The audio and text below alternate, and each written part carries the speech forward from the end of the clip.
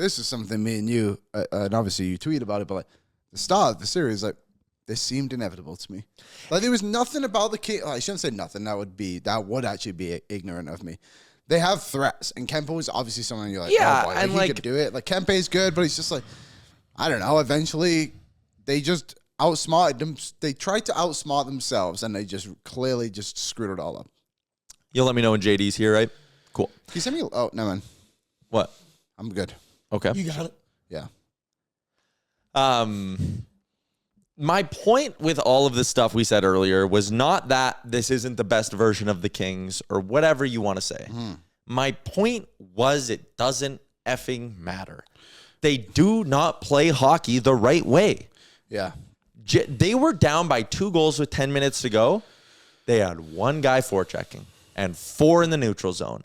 And it's just like, you can have all the fucking talent in the world. You can play the most banged up Oilers team with the worst goalie. Pick one. Who cares? If you aren't going to forecheck and if you aren't going to play intense, you're not beating this Oilers team. Yeah. That's how Florida beat us. Yeah, they were very, very good on the forecheck, timely special teams, and good goaltending. Kings had the timely special teams early on. That kind of went away. Didn't really have good goaltending, although you could argue no one. He's a Vezina finalist. Like, no one would have played good there. If your structure is going to be what the Kings is, and if they're going to continue to do this, and it's why when they hired Jim Hiller, I said, this is point blank a mistake. You can go back, episode of the DFO Rundown, the day they announced they're removing the interim tag and he's the full-time head coach. I said, why? I asked Jason and Frank about it. I said, if the number one reason they've been losing to the Oilers is their style, why are they keeping around a guy who is going to play the exact same? And during the regular season, they played more up-tempo, but then when rubber hit the road, Jim Hiller coached scared. Totally. And even, too, we had a good conversation with Zach on the postgame show yesterday as well, of just being like, the start of the season was, they didn't have Drew Doughty. Yeah. And it's not an advantage to lose what was their best defenseman. He's still a great player. But you can make the most of it. You made the most of it because they played Clark and Spence. And those guys should have been able to take that opportunity. The whole organization should be like, this is actually a positive in a way. The silver lining in this. We can push these guys. We'll get to the playoffs. They'll be battle-tested. Spence already played in the postseason. Brandt's still young, but that's okay. He can be our 6th guy.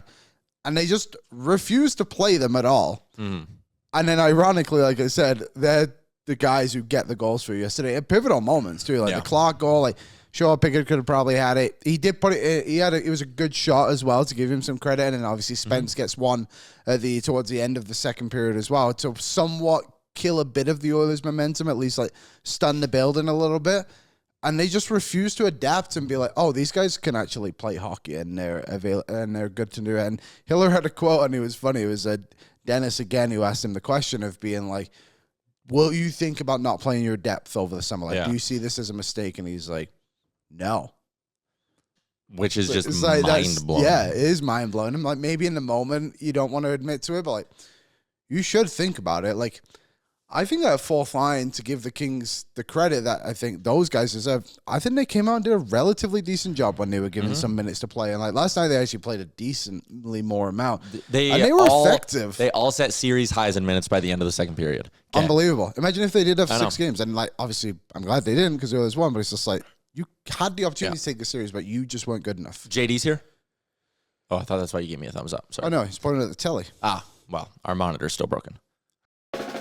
What's up, Nation citizens? If you like that video, then you need to be subscribed to the Oilers Nation YouTube. Podcasts, live shows, exclusive interviews, and analysis.